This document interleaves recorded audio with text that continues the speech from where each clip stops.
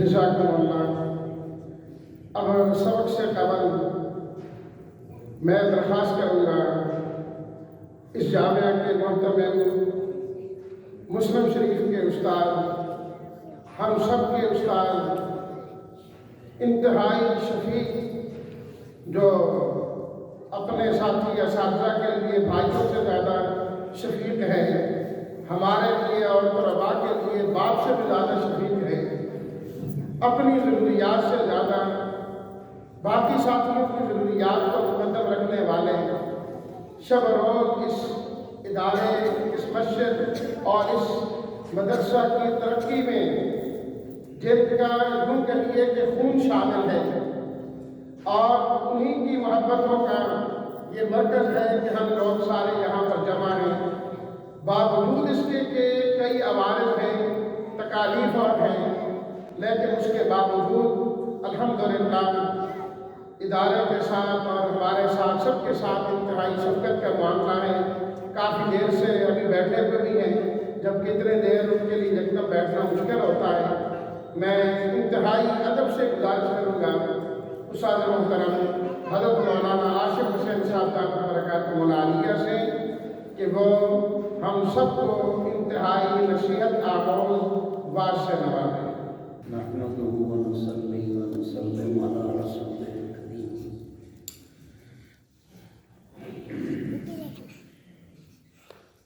حمد و صلاۃ کے بعد عرض یہ ہے کہ مولانا صاحب نے تعارف کروایا، انہوں نے اپنے حسن زن سے بہت اچھے الفاظ کہے، لیکن ایسا اہل نہیں ہے۔ یہ اساتذہ کرام کی دعائیں، خصوصاً حضرت صاحب کہ اللہ پاک نے حضرت کے ساتھ، ساتھیوں کے ساتھ اللہ پاک نے اس کی مہربانی ہے، ورنہ ہماری کیا حالت ہوتی کہ اگر یہ دین پڑھنا نصیب نہ ہوتا تو نہ کسی نے ہمیں چوکیدار رکھنا، نہ جانوروں کا چرواہا رکھنا۔ یہ سب دین کی برکت سے اور اساتذہ کرام کی شفقت اور دلی دعائیں سے یہاں تک اللہ پاک نے پہنچا دیا۔ اب جو سب سے بڑا مسئلہ ہے وہ ہے قبولیت کا، کہ رب تعالیٰ جو توفیق دی ہے اس کو اللہ قبول فرما، کہ بڑے بڑے انبیاء کرام علیہ السلام جن کو اللہ پاک اپنا خلیل کہتا ہے، وہ بھی اتنا اونچا عمل کرنے کے بعد پھر رب تعالیٰ سے دعا کرتا، ربنا تقبل، اے اللہ تو اپنی مہربانی سے اس ہمارے عمل کو قبول کر۔ ان کے اخلاص میں کیا شک و شبہ ہو سکتا ہے؟ تو بہرحال ان لوگوں نے تو دین کی خدمت کی اور دنیا آخرت کی علیہ سمیٹ کی، جو ان کے راستے پہ چلے۔ لیکن ہمارا حال تو وہی ہے، ہمارے استاد محترم مولانا فضل الہی صاحب رحمہ اللہ اور رحمۃ اللہ سے بیٹھے ہوئے ایک عربی کا شعر پڑھتے رہتے، شاید وہ نقط العرب میں بھی ہے، یورقی دنیا نا بتنزیق دیننا فلا دیننا یبقى ولا ما نرقی، کہ ہم نے دین کی چادر، اللہ پاک نے دو چادریں دی، ایک دنیا کی تھی ایک دین کی، اور دین کی چادر نئی تھی اور دنیا کی پرانی تھی۔ ہم اس پرانی چادر کی فکر میں لگے اور نئی چادر کے ٹکڑے ٹکڑے کر کے اس کو جوڑتے رہے کہ یہ خراب نہ ہو، یہ ٹھیک رہے۔ فلا دیننا یبقى ولا ما نرقی، دین کی چادر تو اپنے ہاتھ سے پھاڑ دی، ٹکڑے ٹکڑے کر کے، وہ پہلے پرانی سی، نہ دین رہا نہ دنیا رہی۔ آج حالت تو ہمارا یہ ہے کہ کبھی ہم ادھر چمٹتے ہیں کبھی ادھر چمٹتے ہیں، لیکن سہارا جو ہے نہ مستقل دین کے ساتھ ہے نہ بس ایسے درمیان میں کیا پھنسے ہوئے ہیں، صورتاً ظاہرتاً ہم دیندار اور اندر کئی ڈر ہوتا ہے جب آیت مبارکہ پڑھتے پڑھتے ہیں اللہ پاک فرماتے ہیں بل تؤثرون الحیات الدنیا، تم تو وہ لوگ ہو جو دنیا کی زندگی کو ترجیح دیتے ہو۔ ہر جگہ میں نماز کا وقت ہے، پہلے یہ دکان کا کام کر لیں، یہ کر لیں، پھر نماز بھی پڑھ لیں۔ کوئی اور کام ہے، حج کا ندائی حج فرض ہو گیا، کہتے ہیں پہلے بچے بچیوں کی شادی کر دیتے، حج بھی کر لیں گے۔ پھر یہ تو اللہ پاک آخر قرآن پاک میں ہمیں مخاطب کر کے فرمانا ہے کہ تم لوگ جو ہو کہ دنیا کی زندگی کو ترجیح دیتے ہو، والآخرۃ خیر وابقیٰ، حالانکہ آخرت جو ہے وہ بہتر بھی ہے اور باقی رہنے والی۔ ایمان والا تم لوگوں کو کیا ہو گیا جب تمہیں کہا جاتا ہے اللہ کے راستے میں نکلو، انفروا فی سبیل اللہ،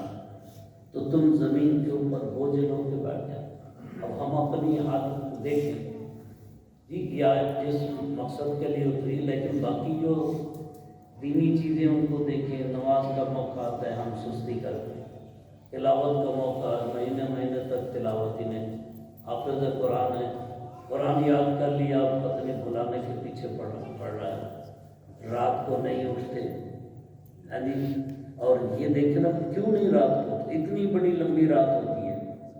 تو صرف سونے کے لیے آخر تک رات ہوتی ہے۔ امام شافعی رحمہ اللہ کے ہاں ان کے شاگرد امام احمد رحمہ اللہ ملاقات کے لیے گئے پڑھنے کے بعد۔ ہم تو پڑھنے کے بعد مسافر سے ملنے دوبارہ نہیں کرتے نا جی، وہ جب آتے پتہ ہی نہیں ہوتا کہ کون کا بتاتے نہیں فلاں صاحب نے پڑھ،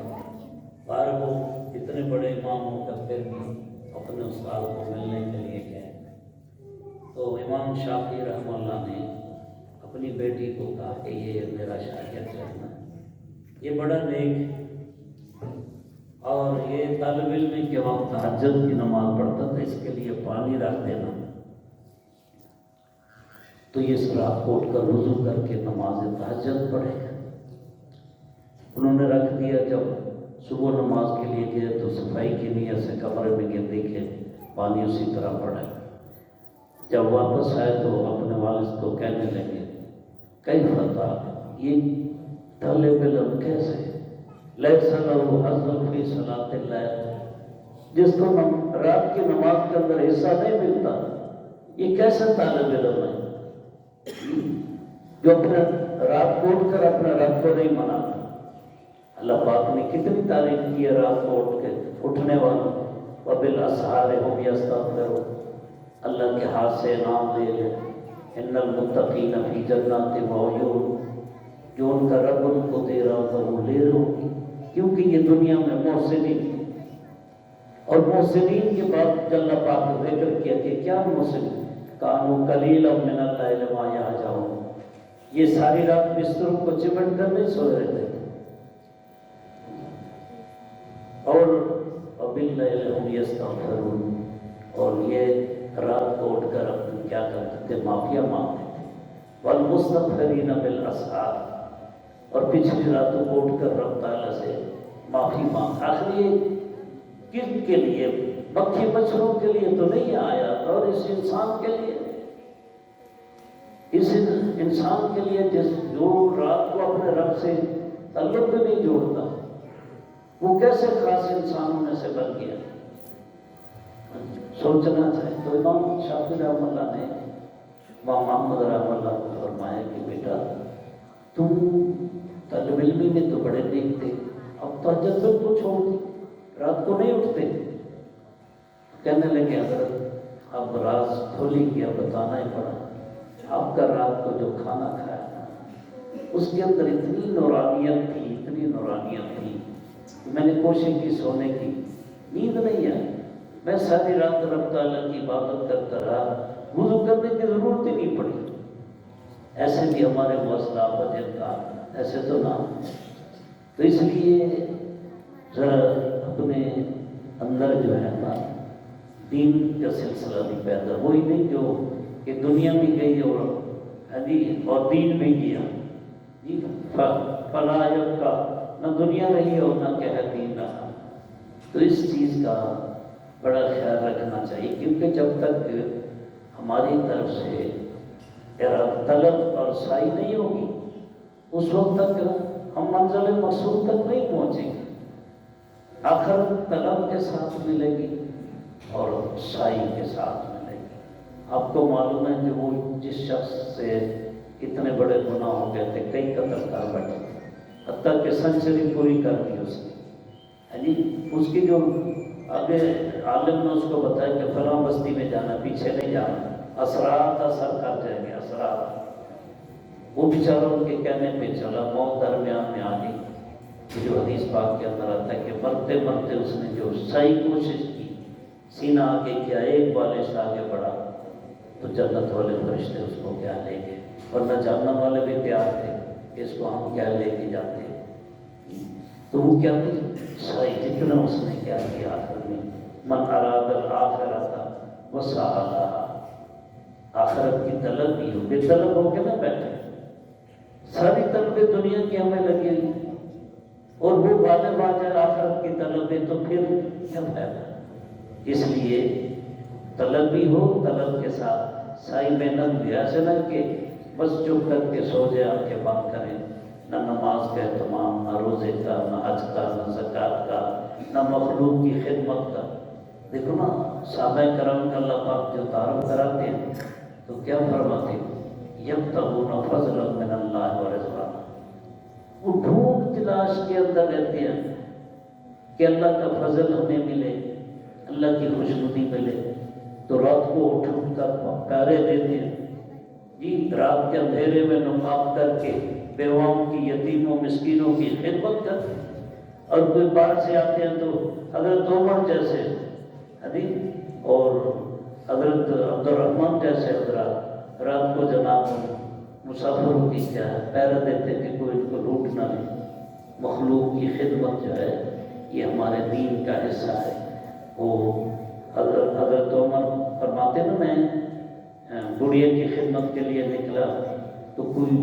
روز پہلے خدمت کر کے چلا، ایک دن میں پہلے نکلا تو میں نے چھپ کر بیٹھ گیا، کون آتا ہے اتنا جلدی، میں خدمت کرنا چاہتا ہوں، وہ کر کے چلا، تو نقاب اڑا، وہ خدمت کر کے واپس جب میں کیا اس کا نقاب ہٹایا تو کون تھے، ابو بکر صدیق تھے رضی اللہ تعالیٰ عنہ۔ یعنی یبتغون فضلا من اللہ، کہیں کسی کی خدمت میں رب تعالیٰ بیٹھے، اللہ کی رضا مل جائے،